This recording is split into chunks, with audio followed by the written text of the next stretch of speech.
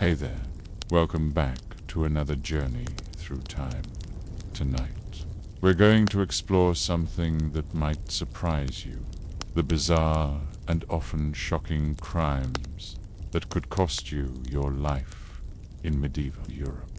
Not the sanitized version you might find in history books, but what it would actually feel like to witness these strange laws unfold in the shadowy streets and candlelit halls of the Middle Ages. If you find these historical journeys helpful for sleep, a gentle like or subscribe would mean the world to me. And I'm always curious.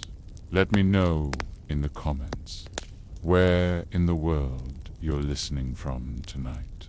So find that perfect cozy position. Let your shoulders drop. Take a slow, deep breath, and let's drift back 700 years into a world where the smallest misstep could be your last. The merchant's fatal mistake. You find yourself standing in the cobblestone marketplace of a bustling medieval town. The morning mist still clinging to the timber-framed buildings that lean precariously over narrow streets. The air carries the mingled scents of fresh bread, horse manure, and something else, something metallic and unsettling. Your eyes fall upon a wooden platform in the town square, where a crowd has gathered in hushed whispers. A merchant, perhaps once prosperous, judging by the fine wool of his now tattered cloak, kneels with his hands bound behind his back. His crime, using false weights in his grain scales. You feel a chill run down your spine as you realize that in this world, cheating customers by even a few ounces could be considered theft punishable by death. The medieval mind saw such deception as an attack on the very fabric of society, a betrayal of the sacred trust that held communities together. The executioner's axe catches the pale morning light, and you can almost taste the collective fear in the air, thick and bitter on your tongue. This wasn't just punishment, it was theater, designed to remind everyone watching that even the smallest dishonesty could lead to the ultimate price. You watch as the merchant's wife pushes through the crowd, her face streaked with tears, clutching a small child to her chest. The child, perhaps 4 or 5 years old, doesn't understand why his father kneels on the platform, why the crowd stares with such intensity. The woman's sobs echo off the stone walls of the surrounding buildings, a sound that seems to pierce through the morning air like a blade.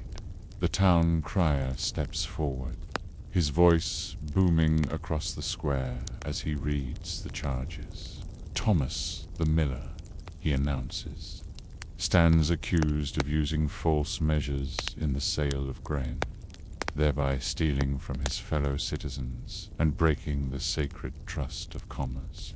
Each word falls like a stone into still water, creating ripples of murmur throughout the assembled crowd. You notice how the other merchants in the crowd shift uncomfortably, their hands unconsciously moving to touch their own scales and measures. They know, as you're beginning to understand, that the line between honest mistake and capital crime is thinner than a spider's thread in this unforgiving world.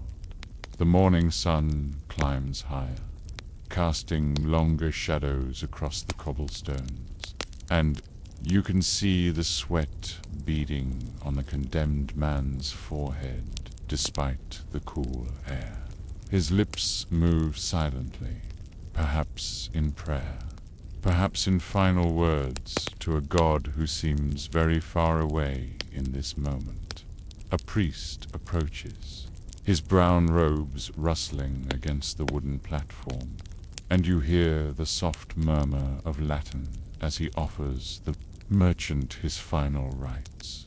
The ritual is both comforting and terrifying, a reminder that even in death, the medieval world sought to maintain order, to follow proper procedures, to ensure that even the condemned soul had a chance at redemption. The crowd grows restless, and you sense an undercurrent of something darker than mere curiosity.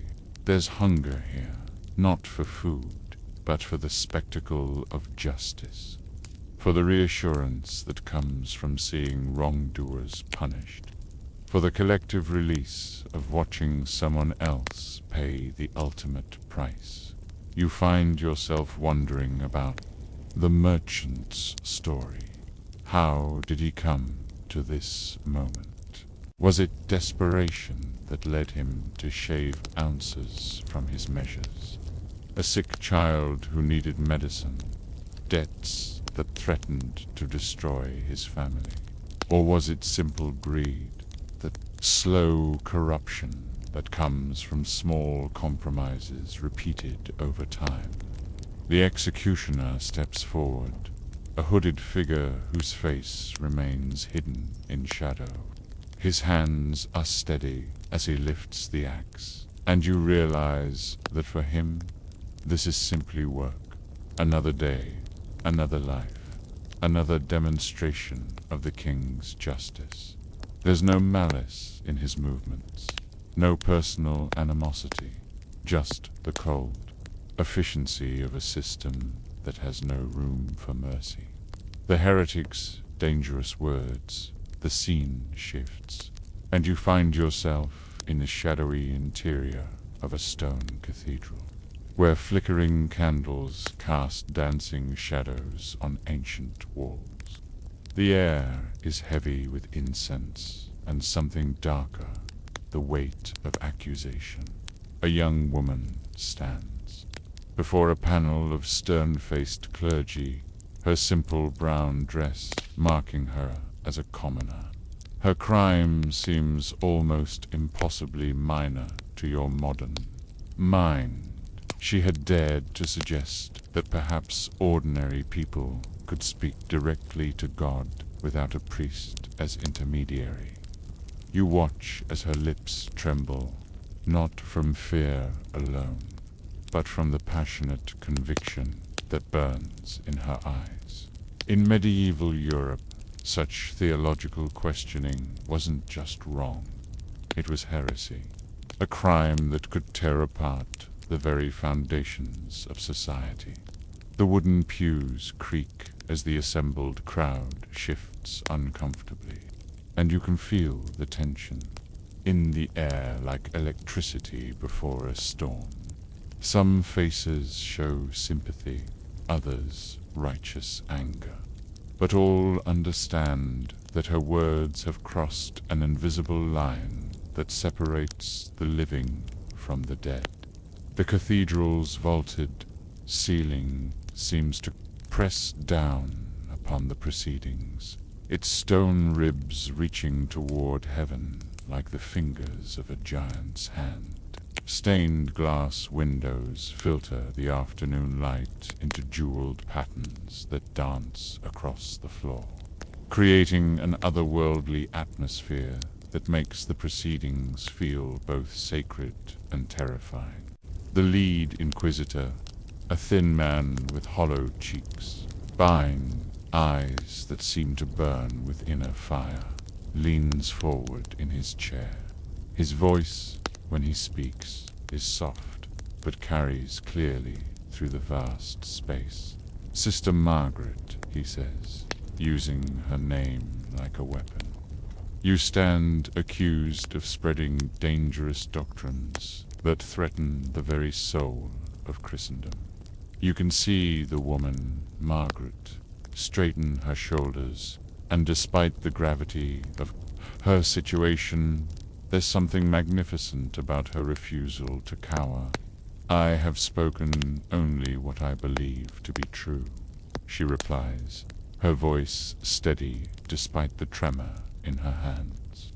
That God's love is available to all who seek it, not just those who can afford the church's intercession. A collective gasp ripples through the assembled crowd, and you feel the temperature in the cathedral seem to drop several degrees. Even you, observing from across the centuries, can sense the explosive nature of her words. In a world where the church's authority is absolute, where questioning doctrine is tantamount to questioning God himself, Margaret's simple statement is nothing short of revolutionary. The Inquisitor's eyes narrow, and you can see him weighing his words carefully. "Do you not understand," he asks, his voice growing harder, "that such beliefs lead to chaos? If every peasant believes they can interpret God's will for themselves, what becomes of order? What becomes of the sacred hierarchy that God himself has established? You find yourself drawn into the theological complexity of the moment, understanding for the first time how ideas that seem so reasonable to modern minds could be seen as existential threats in the medieval world. The church wasn't just a religious institution. It was the backbone of society, the source of education, the keeper of knowledge, the provider of social services. To challenge its authority was to challenge everything. Margaret's response comes quietly, but with the force of absolute conviction. "I believe that God's love is greater than any earthly institution," she says, and you can see tears beginning to form in her eyes. "I believe that a poor woman praying in her hovel is as close to heaven as any bishop in his palace." The silence that follows is deafening, broken only by the soft whisper of wind through the cathedral's ancient stones. You can see the inquisitors exchanging glances, and you know that Margaret has just sealed her fate with words that, in another time and place, might have been considered beautiful. One of the younger priests shifts uncomfortably in his seat, and you catch a glimpse of doubt flickering across his features. Perhaps he, too, has wondered about the gulf between the church's wealth and Christ's teachings about poverty. Perhaps he has questioned whether God truly requires such elaborate intermediation. But if such thoughts exist, they remain, unspoken, buried beneath layers of training and fear. The lead inquisitor stands, his robes rustling like the wings of some great bird of prey. "Margaret of Wessex," he intones, his voice echoing off the stone walls. "You have been found guilty, pure of heresy in the first degree. Your words threaten not only your own soul, but the souls of all who might be led astray by your dangerous." You watch as Margaret closes her eyes, and for a moment her face takes on an expression of such peace that it seems to glow in the candlelight. She has found her answer, you realize, not in the church's elaborate theology, but in the simple certainty of her own faith. In a strange way, she has already won, even as she faces the ultimate loss. The poachers desperate hunt you. Find yourself now in the depths of a royal forest, where ancient oaks stretch their gnarled branches toward a gray sky. The forest floor is soft beneath your feet, carpeted with centuries of fallen leaves that muffle your footsteps through the undergrowth. You spot a figure moving carefully between the trees, a thin man with calloused hands and desperate eyes. He carries a simple bow, and you realize with growing dread that he's hunting the king's deerdot in this world. The forests belong entirely to the nobility, and taking even a single rabbit could be considered theft from the crown, a crime punishable by death. You watch as he draws his bow, his hands shaking not from cold, but from the knowledge that his starving family waits at home. The arrow flies true, and a young deer falls silently to the forest floor. But even as the man approaches his prize, you hear the distant sound of horses, the king's foresters, whose job it is to protect the royal game with their very lives. The irony cuts deep as you realize that in trying to preserve life, this desperate father has likely forfeited his own. The forest around you seems to hold its breath. As the poacher, you can see now that his name might be William. Carved roughly into the leather of his belt, kneels beside the fallen deer. His hands shake as he begins the practiced work of field dressing the animal, knowing that every second counts, that discovery means death, but unable to abandon the meat that might keep his children alive another week. You can smell the rich, earthy scent of the forest floor, mixed with the metallic temps of fresh blood and the green smell of crushed ferns where the deer fell. Somewhere in the distance, a bird calls, a sound that in any other circumstance might be beautiful, but now seems like a warning, a countdown to disaster. William's face is gaunt with hunger, his cheekbones sharp beneath skin that has the grayish pallor of chronic malnutrition. His clothes are patched and repatched, held together with hope and determination more than thread. You can see the story of his desperation written in every line of his body. The way his shoulders curve inward as if trying to make himself smaller, less noticeable. The way his eyes dart constantly between his work and the forest around him.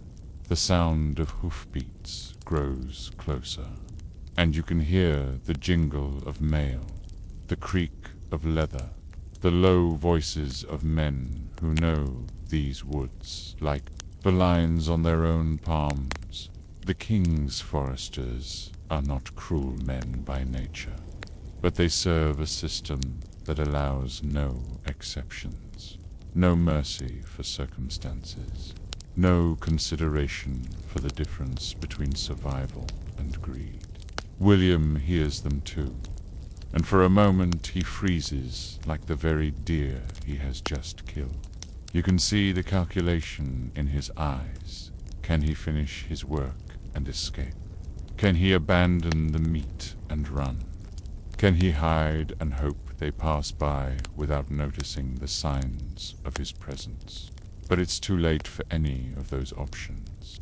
The foresters emerge from between the trees like figures from a nightmare, their green cloaks making them seem like part of the forest itself, until they step into the small clearing where William kneels beside his crime, the lead forester, a man with graying hair and eyes that have seen too much, dismounts from his horse with the weary air of someone who has played this scene too many times before.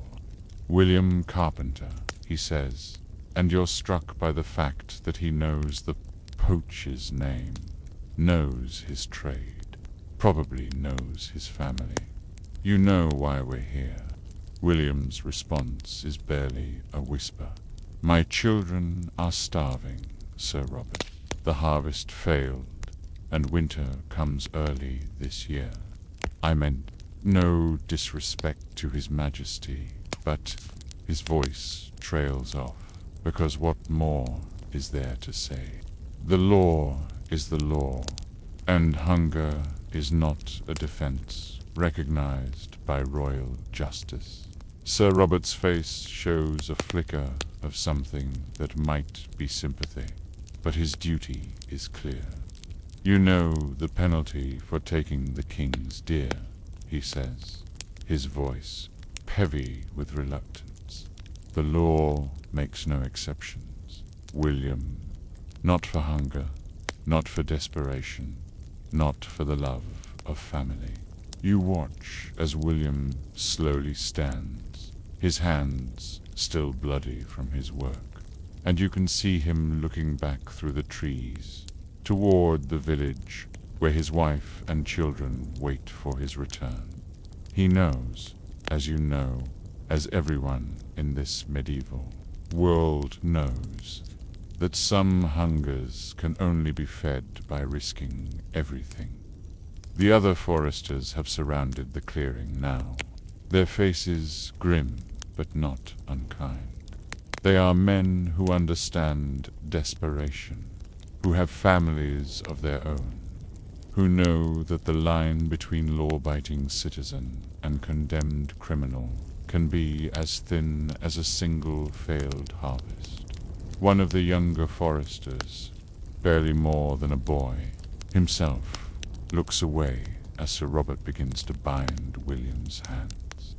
Perhaps he's thinking of his own father, his own family's struggles, his own temptations. Perhaps he's wondering how many more Williams he'll have to arrest before his career is over.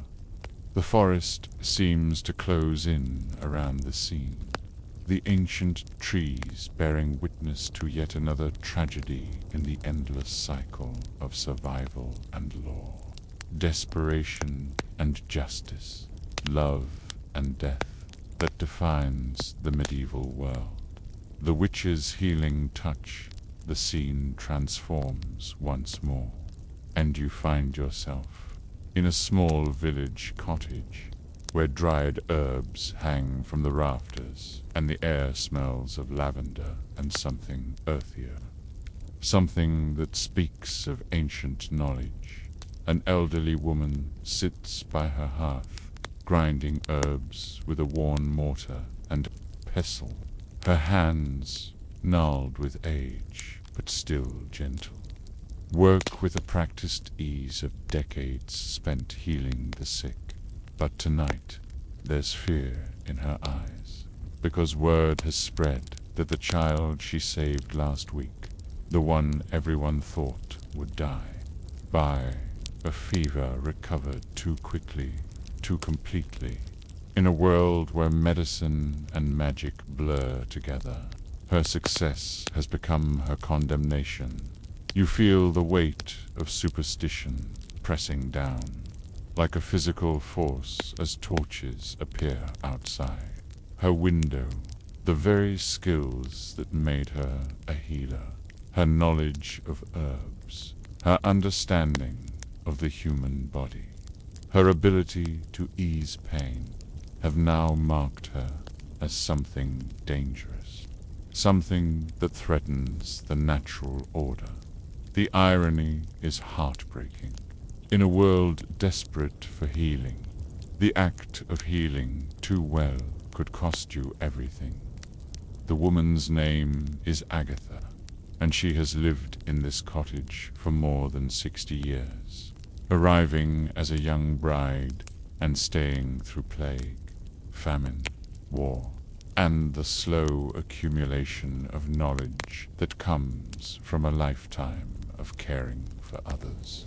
Her cottage sits at the edge of the village, close enough to be part of the community, but far enough away to maintain the slight separation that has always marked those who deal with the mysteries of life and death. You can see the evidence of her work everywhere. bundles of willow bark for pain, dried chamomile for sleep, feverfew for headaches, and dozens of other plants whose names and properties she learned from her mother, who learned them from her mother before her, in an unbroken chain of feminine wisdom stretching back to time, immemorial. The cottage itself tells the story of a life dedicated to service. The wooden table is stained with the juices of countless herbs, scored with the marks of thousands of preparations. Clay pots line the shelves, each one carefully labeled in Agatha's careful script, one of the few women in the village who can read and write.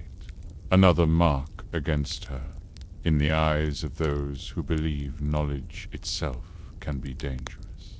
Outside, you can hear the murmur of voices growing louder, more agitated. The crowd that has gathered is not made up of strangers. These are people Agatha has helped, children she has delivered, families she has nursed through illness.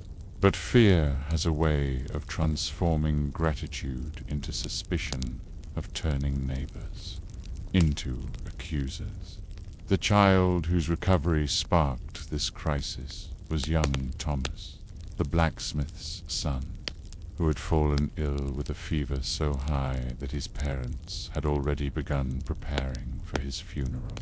Agatha had worked through 3 days and nights, using every skill she possessed, cooling baths, herbal teas, poultices, to draw out the heat, and something else, something harder to define but no less real.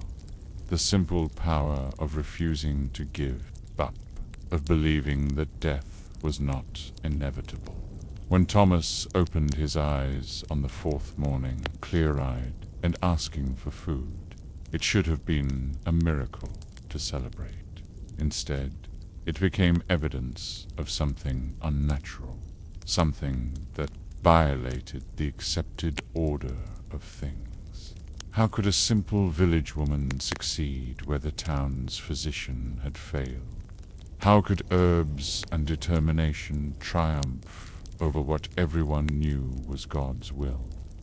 The answer, whispered in taverns and market squares, was obvious to the medieval mind: witchcraft.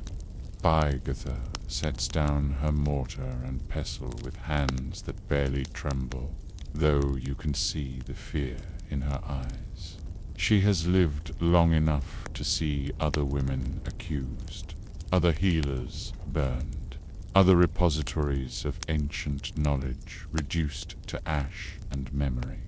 She knows what comes next, knows that her lifetime of service will count for nothing against the terrible arithmetic of superstition and fear.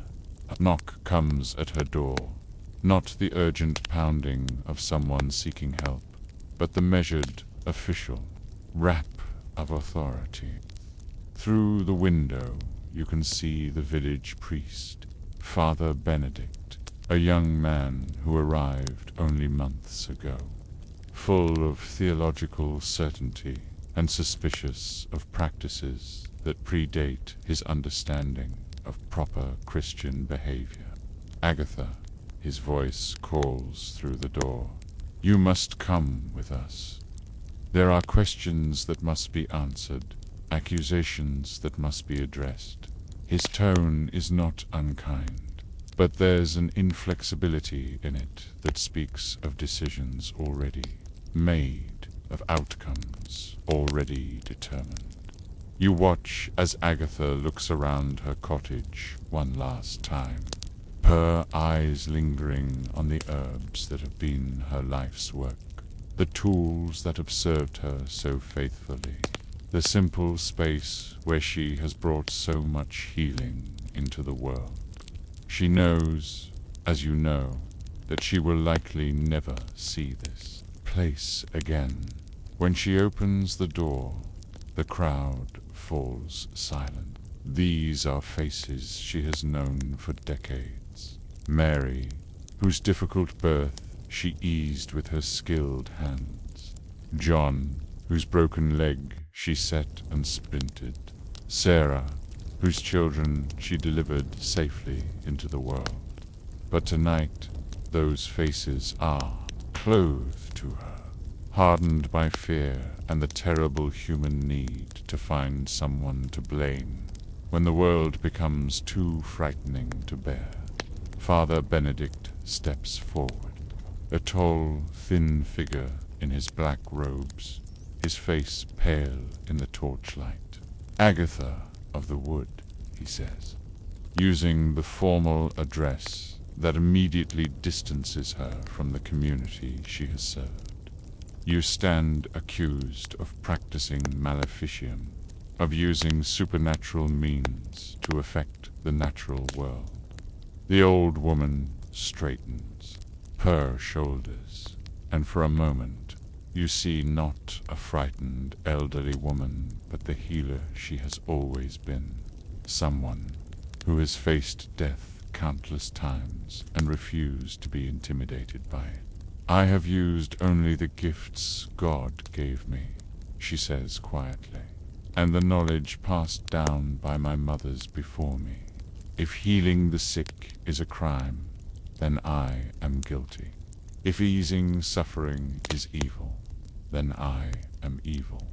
But I will not repent of saving a child's life." The beggar's final crimes. Dawn breaks over the medieval landscape. You find yourself on the outskirts of town, where the road stretches away into mist-shrouded hills. Here, where the cobblestones give way to dirt, and the protection of town walls fades, you encounter the most tragic figure of all. A man sits by the roadside, his clothes little more than rags, his face gaunt with hunger. He's committed no violence, stolen nothing of value, harmed no one. His only crime is existing without permission, being unable to work, having no master to vouch for him, no guild to claim him. In medieval society, vagrancy itself could be a capital offense, because a person without a place in the rigid social hierarchy was seen as a threat to order itself. You watch as the town guards approach, their faces set with grim duty rather than cruelty. They're not evil men. These guards, they're simply enforcing a system that cannot tolerate those who fall through its cracks. The beggar looks up with eyes that have already accepted their fate, and you realize that sometimes the greatest crime of all was simply having nowhere to belong. The man's name, you learn from the guard's conversation, is Edmund, and his story is one that could belong to thousands in this harsh medieval world. Once, he was a soldier in the king's army, fighting in distant lands for causes he barely understood, following banners that meant nothing to him beyond the promise of regular meals and a place to sleep.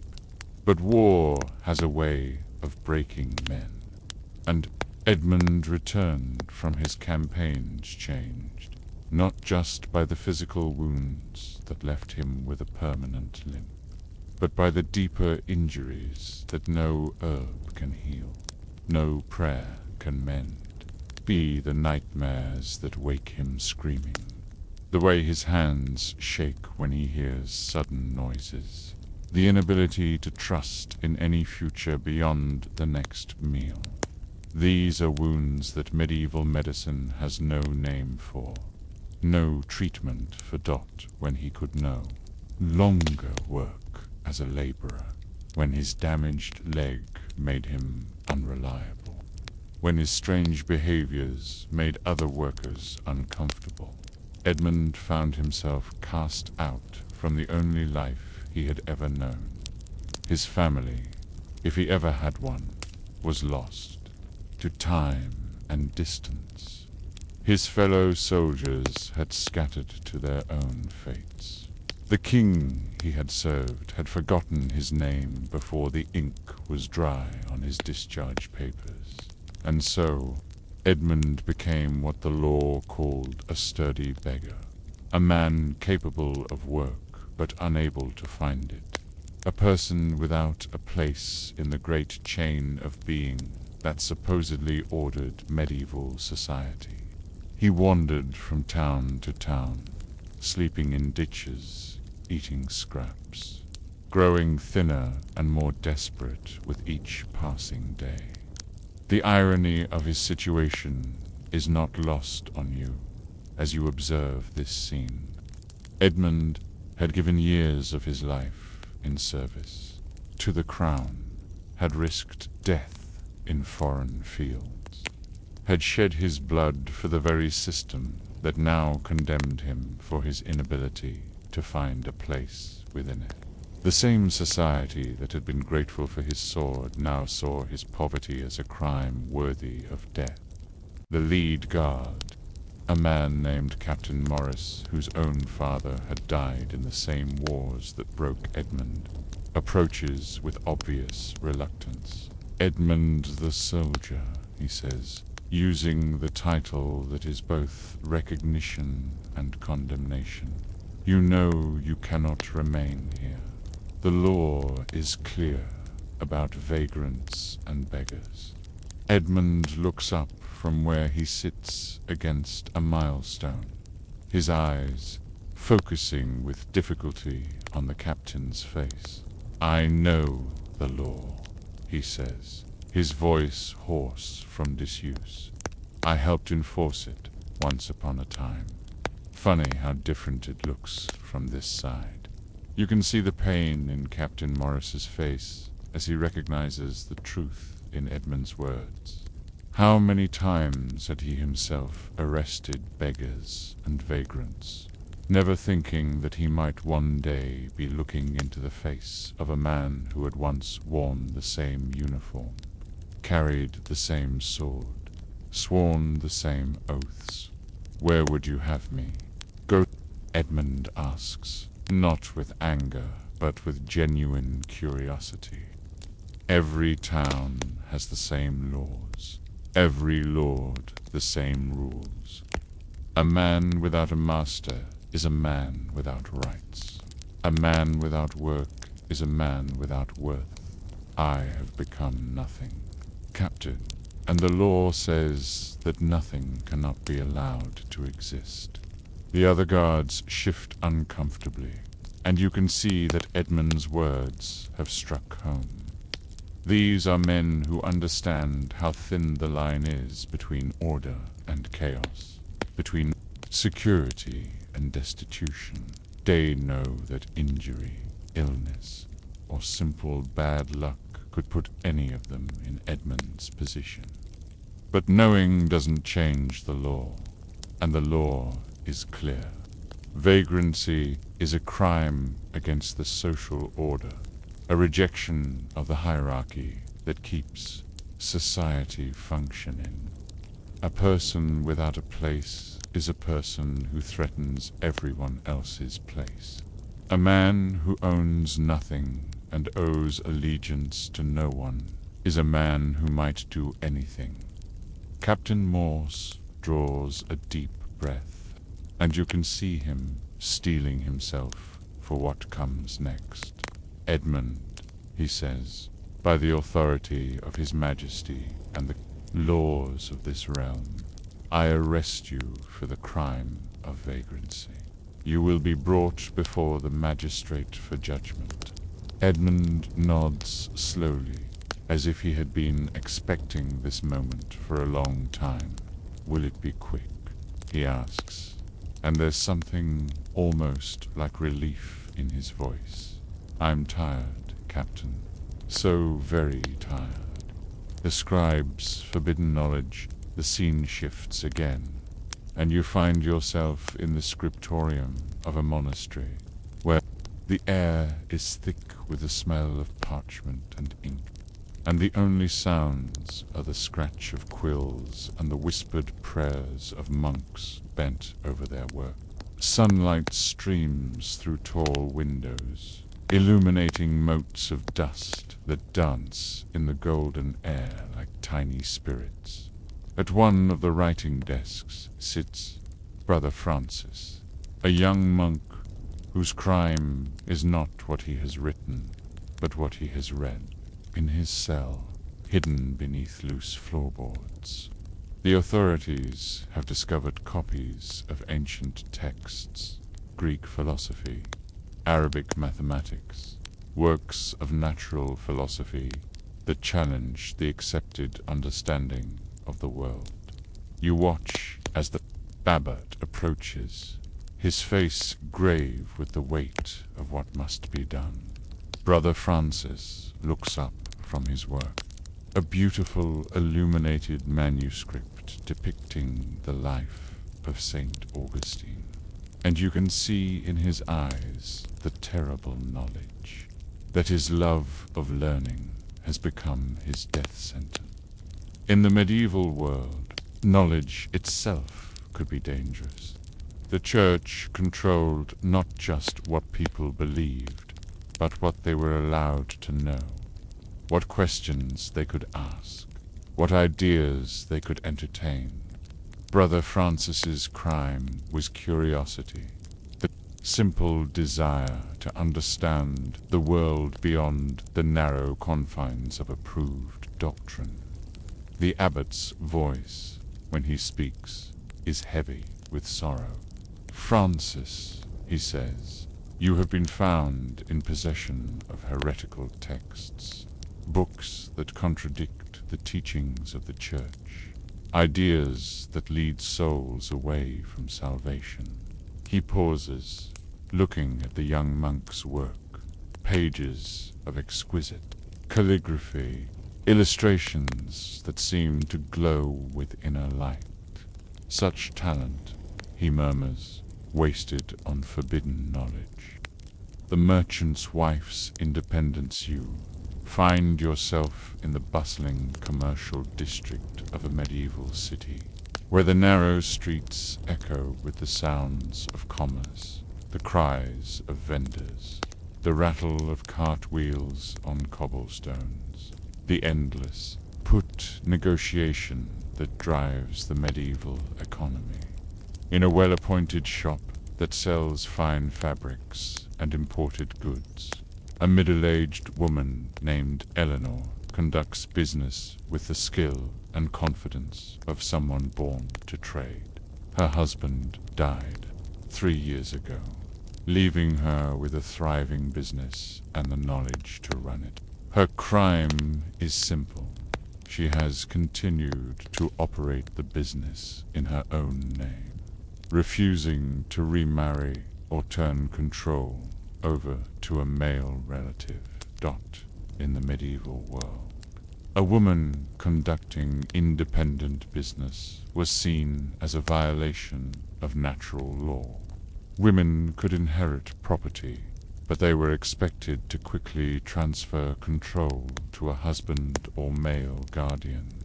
Eleanor's insistence on maintaining her independence has made her a target of both legal action and social condemnation. The guildmaster approaches her shop with obvious reluctance, followed by several other merchants whose own wives watch from doorways and windows. "Eleanor," he says, using her first name in a way that immediately establishes his authority, "you know why we're here. The guild has voted. You cannot continue to operate without proper male supervision." Eleanor looks up from the fine silk she has been examining, her hands steady despite the gravity of the situation. "Master William," she replies, "my business prospers. My customers are satisfied. My debts are paid. What harm do I do by continuing my husband's work?" The question reveals the fundamental tension between practical success and social order that characterizes so much of medieval life. Eleanor's business is indeed successful, more successful, perhaps, than it was under her husband's management. But success is not the issue. The issue is the maintenance of a social hierarchy that depends on women's subordination. Master William's response comes with the weight of centuries of tradition behind it. The harm, he says, is in the example you set. If women believe they can conduct business independently, what becomes of the natural order? What becomes of marriage, of family, of the proper relationship between men and women?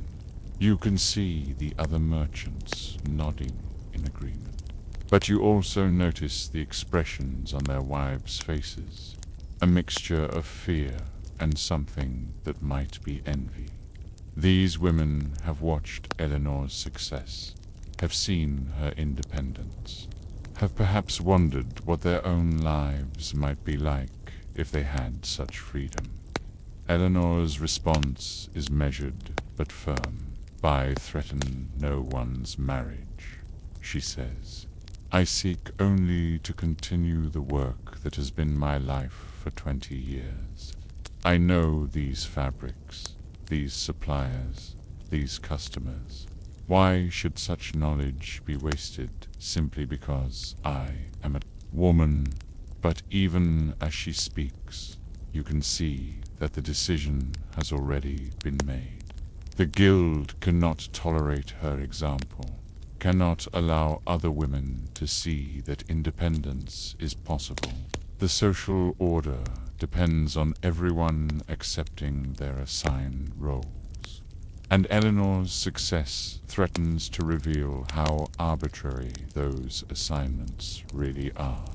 Master William produces a document from his robes, and you can see the official seals that mark it as a legal decree. "Eleanor, wife of the late Thomas the Mercer," he reads, "you are hereby commanded to cease all independent commercial activity and place yourself under the guardianship of a male relative or husband, as is proper for a woman of your station." Eleanor's face pales, but her voice remains steady.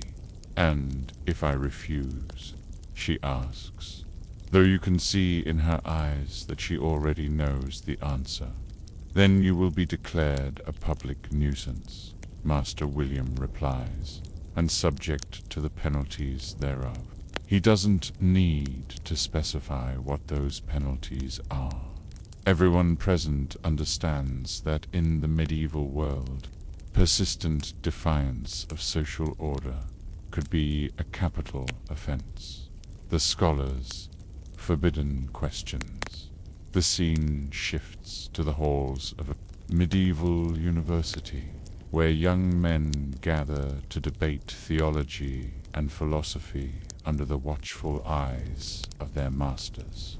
The air is thick with the smell of parchment and candle wax, and the walls echo with the sound of Latin disputation, the formal debates that are the heart of medieval education.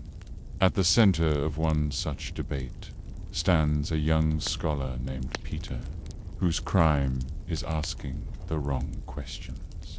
In a discussion of divine omnipotence, he has dared to wonder whether God could create a stone so heavy that he could not lift it. A logical paradox that challenges the very foundations of theological certainty. The master of theology, an elderly man whose entire life has been devoted to defending orthodox doctrine, looks at Peter with a mixture of disappointment and fear. "Such questions," he says, his voice heavy with authority, "serve no purpose but to sow doubt and confusion. They are the devil's tools. designed to lead young minds away from faith and into the abyss of skepticism. Peter's response reveals the passionate curiosity that has marked him as dangerous. "But, Master," he says, "if our faith cannot withstand honest questioning, how can we claim it is true? If God is truly omnipotent, then surely he can handle our small human doubts." You can see the other students shifting uncomfortably, torn between their own curiosity and their understanding of what is safe to express. The medieval university is a place of learning, but it is learning within strict boundaries. Education that serves to confirm rather than challenge. Established truth. The master's face darkens with anger and something that might be fear. "You speak of doubt as if it were a virtue," he says. "But doubt is the enemy of faith, the beginning of heresy, the first step on the path to damnation." A true scholar seeks not to question divine truth, but to understand and defend it. Peter's reply comes with the reckless courage of youth and conviction. Then how do we distinguish between divine truth and human error? He asks. How do we know that what we call orthodoxy is not simply the accumulated mistakes of generations? The question hangs in the air like a challenge to everything the medieval world holds sacred. You can see the shock on the faces of the other students, the horror of the masters, the recognition that Peter has crossed a line from which there may be no return. The master of theology stands slowly, his robes rustling in the sudden silence. "Peter of Normandy," he says, using the formal address that signals the gravity of the moment, "you have revealed yourself to be infected with the poison of skepticism. Such infection spreads quickly among the young and impressionable. For the good of all, it must be cut out before it can spread further. The peasant's impossible dream you find yourself now in the fields outside a medieval village, where the endless cycle of planting and harvest has continued unchanged for generations. The air smells of earth and growing things, and the sound of wind through grain creates a peaceful backdrop to a scene of quiet tragedy. A young peasant named Robert stands before the lord of the manor, his hands still dirty from the fields he has worked since childhood. His crime is ambition, the simple desire to learn to read and write, to educate himself beyond the narrow confines of his birth. In the medieval world, education was not a right but a privilege, carefully controlled and distributed according to social rank. A peasant who sought learning was not just overstepping his bounds. He was threatening the very foundations of a society built on the assumption that each person had a fixed place in the divine hierarchy. Lord Geoffrey, a man whose own education was taken for granted from birth, looks at Robert with a mixture of amusement and irritation. "Robert the Ploughman," he says, using the title that defines the young man's entire existence. "What use could you possibly have for letters? Your place is in the fields, not in books." Robert's response comes with the desperate hope of someone who has glimpsed a different kind of life. "My lord," he says, "I have heard the priest read from the scriptures, and I long to read them for myself. I have seen the beauty of illuminated manuscripts, and I dream of creating such beauty. Surely God did not give me a mind only to waste it in ignorance." The question strikes at one of the central contradictions of medieval society, the tension between the Christian belief in the equality of souls and the social reality of rigid hierarchy. If all souls are equal before God, why should education be limited to the wealthy? If God gave all people minds, why should some be forbidden to use them? Lord Jeffrey's response reveals the practical concerns that drive social policy. If peasants learn to read, he says, they will read dangerous ideas. They will question their place, challenge authority, forget their duties. The order that keeps us all fed and safe depends on each person accepting their role. You can see the truth in his words, even as you recognize their cruelty. Medieval society is indeed fragile, held together by tradition and acceptance rather than force alone. A peasant who can read might indeed begin to question why he should spend his life in service to others, might begin to imagine different possibilities for himself and his children. Robert's face shows the pain of understanding that his dreams are not just impossible, but dangerous. Then I am condemned to ignorance, he says quietly, not by God, but by men who fear what I might become if I were allowed to learn. The accusation hangs in the air, and you can see that it has struck home. Lord Jeffrey's face hardens, and you realize that Robert has just transformed his crime from simple ambition to dangerous insight. A peasant who understands the mechanisms of his oppression is far more threatening than one who simply dreams of escape. Robert the ploughman, Lord Jeffrey says, his voice taking on the formal tone of legal pronouncement. You have revealed yourself to be a danger to the peace and order of this manor. Your ideas, if allowed to spread, would bring chaos and suffering to all.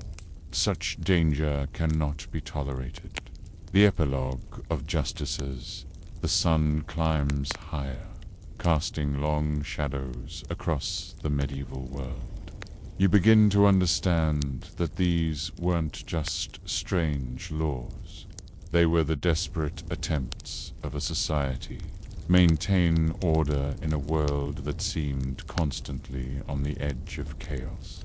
Each execution, each harsh punishment, was both an ending and a warning. A reminder that in the Middle Ages, survival itself was a privilege that could be revoked at any moment. You have witnessed the merchant whose honesty failed him by a few pounces, the healer whose success became her condemnation, the scholar whose questions threatened the foundations of faith. You have seen how the very qualities that might be celebrated in another time and place, independence, curiosity, competence, ambition, could become capital crimes in a world that valued order above all else. The medieval world was not evil, you realize, but it was fragile, built on a foundation of tradition and hierarchy. It could not tolerate those who challenged its assumptions, who suggested that things might be different, who proved by their very existence that the established order was not inevitable. Each of the condemned you have encountered was guilty of the same fundamental crime. They dared to be more than their society allowed them to be. The merchant who was too successful, the woman who was too independent, the scholar who was too curious, the peasant who was too ambitious, all threatened the delicate balance that kept medieval society functioning. And so they paid the ultimate price, not for their failures, but for their successes, not for their weaknesses, but for their strengths. In a world that could not imagine change, they represented the terrifying possibility that things might indeed be different. As you drift back toward your own time, carrying with you the weight of these stories, you understand something profound about the nature of justice and order, about the price of stability and the cost of change. The medieval world's strange. Crimes were not aberrations, but logical extensions of a system that valued conformity above all else. Let these stories drift through your mind now, like shadows from a distant past, as you settle deeper into sleep, knowing that the world you wake up in tomorrow is far gentler than the one we've just visited together in the quiet darkness. Court of your modern bedroom, surrounded by freedoms that medieval people could never have imagined. You can rest peacefully, grateful for the long, slow progress that has brought humanity from that harsh world to this more forgiving one. The strange crimes of the Middle Ages remind us that justice is not eternal and unchanging, but a human creation that reflects the fears and values of its time. What seems obvious and necessary to one generation may seem cruel and arbitrary to the next. And perhaps, in the gentle rhythm of your breathing as you drift toward sleep, you can find some small comfort in knowing that the arc of history, however slowly, bends toward a more just and compassionate world.